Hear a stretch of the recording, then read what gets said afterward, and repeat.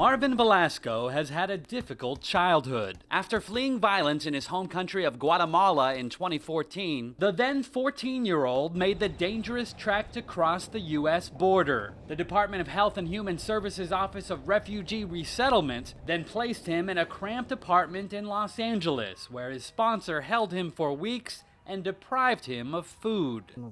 I felt really bad. I felt really frustrated. I just kept asking myself, what am I going to do? What am I going to do? An AP investigation found 24 cases of abuse and exploitation within the child placement program at a time when the department was weakening its standards for vetting sponsors. Now, the number of young migrants from Central America is once again climbing. Among the cases AP uncovered, in Florida, a 14-year-old girl from Honduras forced to drink, dance, and entertain men in cantinas. In Alabama, a 17-year-old Guatemalan boy pressured to work in a restaurant for 12 hours a day to pay the debt he owed to smugglers to get him into the U.S. And in Ohio, lured to the U.S. with the promise of education, 6 unaccompanied minors were instead forced to work in egg farms under death threats. Classic human trafficking type of conditions, really horrible, but it's broadened now.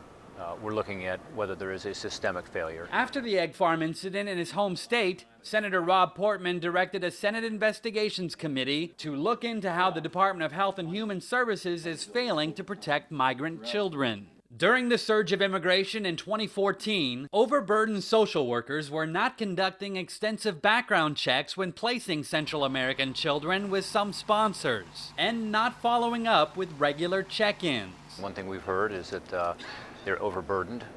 Well, in that case, they should seek additional funds and additional help. Millie Atkinson is an attorney specializing in helping immigrant children in San Francisco. When they leave their home countries, a lot of times they think if they just get here, everything will be okay. Reality sets in. They have a hard time adjusting sometimes. Sometimes the person they're placed with isn't their parent or is someone who continues to abuse them or mistreat them. The department spokesperson said in an interview, "These tragic situations do happen when there are bad actors involved, and that makes it incredibly difficult for the government to ferret them out. I know we learn from lessons and keep trying to improve the system to ensure the children are placed in a safe place, and I'm confident the vast majority of the kids are."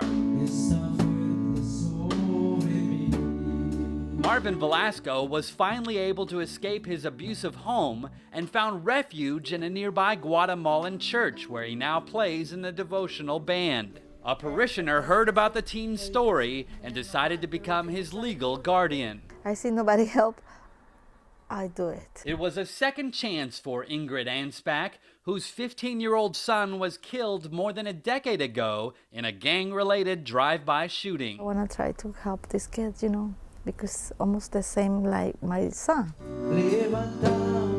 Marvin is now thriving in the band and at school and believes he has a bright future. I have to put in a lot of my own effort as well, but thankfully I have so much more now. Most of the children are not as lucky as Marvin, but the department says it is getting better at accommodating young migrants, opening new facilities to house minors, better screening for host families, and a call center where children and sponsors can report problems. Haven Daily, Associated Press, Los Angeles.